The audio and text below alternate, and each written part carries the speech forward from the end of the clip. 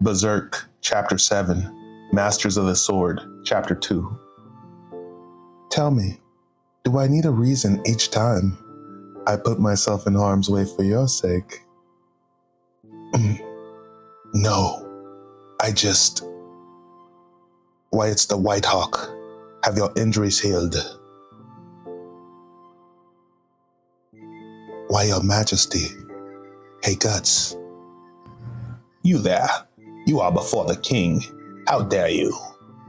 No matter. Raise your heads. I am simply out for a stroll. But sire, the castle is teeming with agitation from all the success of battles and war councils. There's not even a moment of rest to be had. Let me introduce you. This is my younger brother, Count Julius.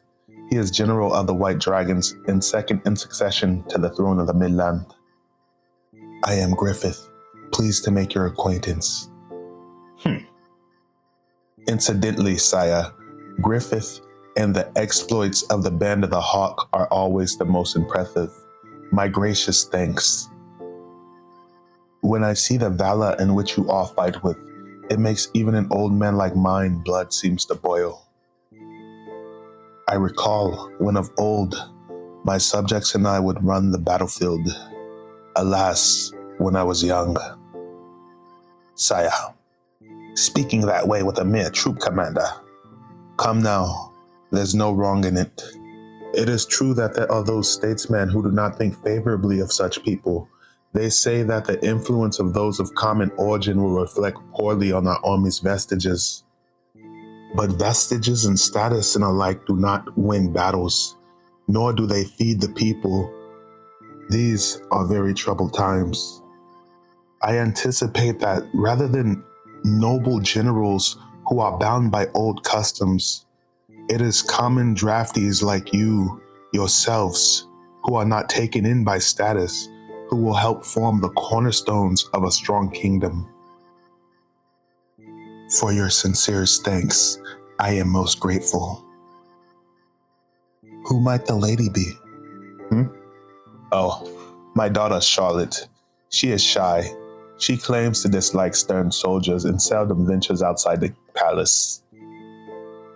Charlotte, just as you see, perhaps because she is my only daughter, I have spoiled her to some degree. Excuse her, Lord Griffith. Come on, let us go, Charlotte.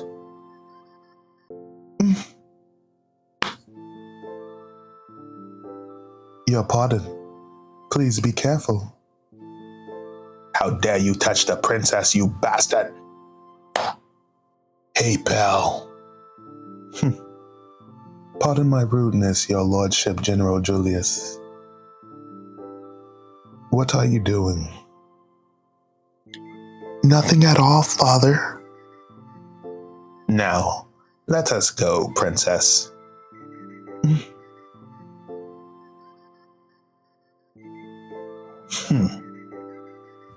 Oh, but did you hear?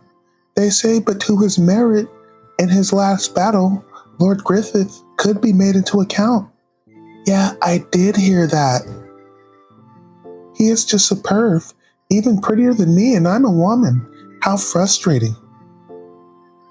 And not only that, he is leader of the strongest military group in the kingdom and is said to be the best swordsman. It is just too much. He's so elegant and dignified, it's hard to believe he's just a commoner like us.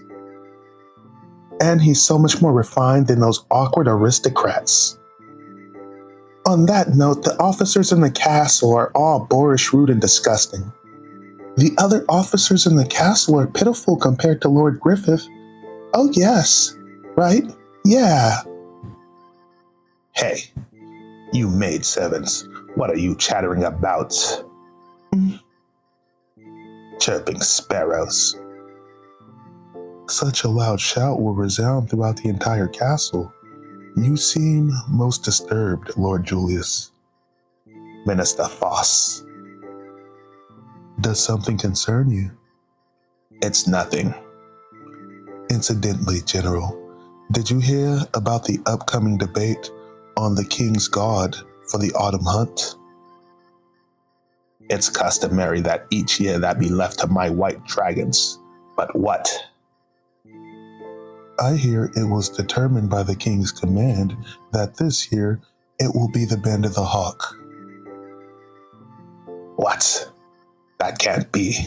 The autumn hunt is an important event to the king in order to foster goodwill among his lords. Guarding his majesty should be an honorable duty permitted to only the white dragons who have always been part of his regular army. To think that until yesterday, the band of robbers could be promoted, and then what could his majesty be thinking? Are you certain this is permissible? It seems that the glory of the White Dragon's knights, formerly admired as the kingdom's mightiest, has faded due to the recent activities of the Band of the Hawk. One wonders if the name of the courageous General Julius will end up being erased by one of Griffith. How dare you? It is a rumor. A rumor told by many. However, one cannot scorn his ability on the battlefield.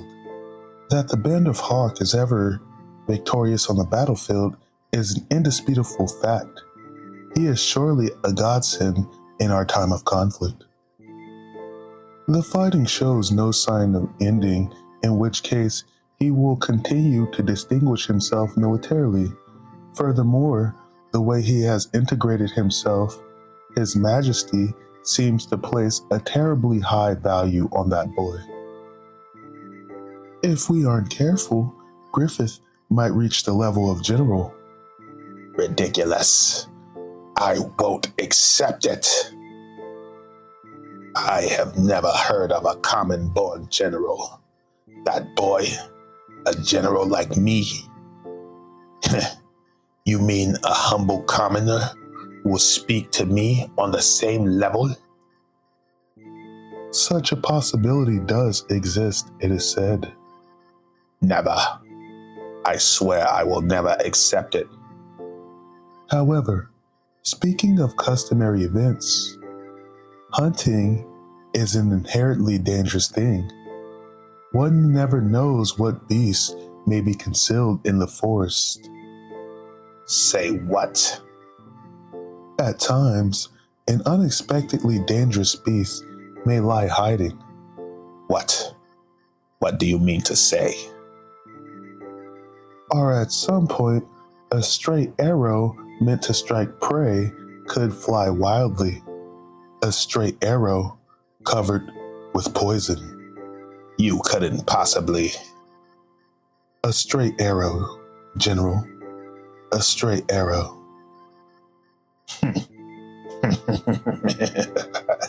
A straight arrow. Interesting. A fitting way for a commoner to die.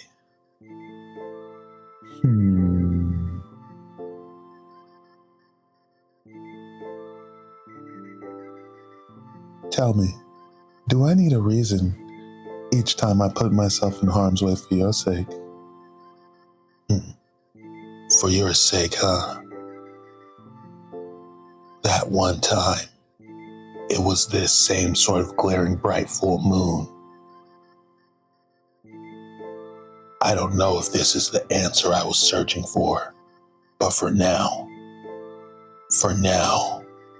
I'll just wield my sword for his sake. To be continued.